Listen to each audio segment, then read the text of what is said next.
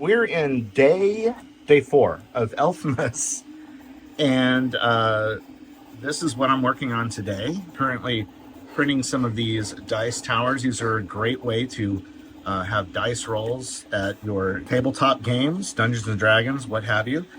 This is what they look like when they're printing. The printer's very loud, and I'm sorry about that. On the resin printer, though, and if you'll notice, there's a stark difference in visual quality with resin prints. I'm printing actually this cyborg head, which is just a gorgeous piece of art. And it's my hope to print out a few of those so that maybe I can give them away to friends or make them a prize or something for some game. But anyway, that's what I'm working on today. I'm also drawing out some bronze filament, which I'm going to use to print some Republic credits. This printer is down. I don't know if you see that, but the print head got corroded a bit in the garage over the summer. And so it's been causing more failures than I'm happy with.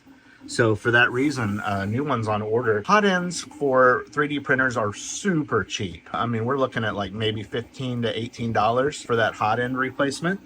And it goes in just a few screws, some cable connections, and we're back in business. If you are thinking about taking up 3D printing, I highly recommend starting with a 3D printer that uses filament, which is this plastic spool here that feeds through. It's a lot cleaner. Granted, the prints, you won't be able to print things like this, but you will be able to print things like this, with some pretty good quality. And once you get the hang of how supports work and how the models behave with the different printer hardware, then you might want to do a resin printer. Again, printers are really cheap. They're under $200 almost always.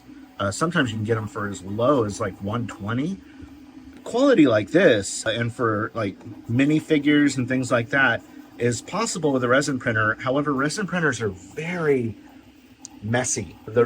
The resin itself is not fun to deal with. You have to wear gloves. You have to keep everything away from light, because UV light is what actually hardens or cures the resin. You also have to basically throw away anything that touches the resin after you use it. So paper towels, rubber gloves, you go through things like crazy doing resin prints. But the results are a much higher quality product. I mean, just look at how beautiful that is. And this took, I think, about 7 hours to print. On a speed printer, this takes about 3 or 4. On a standard printer like this one, it could take about 7 or 8 hours. So that'll give you an idea of how long it takes to print something out. But these are some of the things I'm working with. This is not a 3D print. This is just my good luck Emperor Palpatine. But yeah, that's what I'm working on today. Happy Elfmas.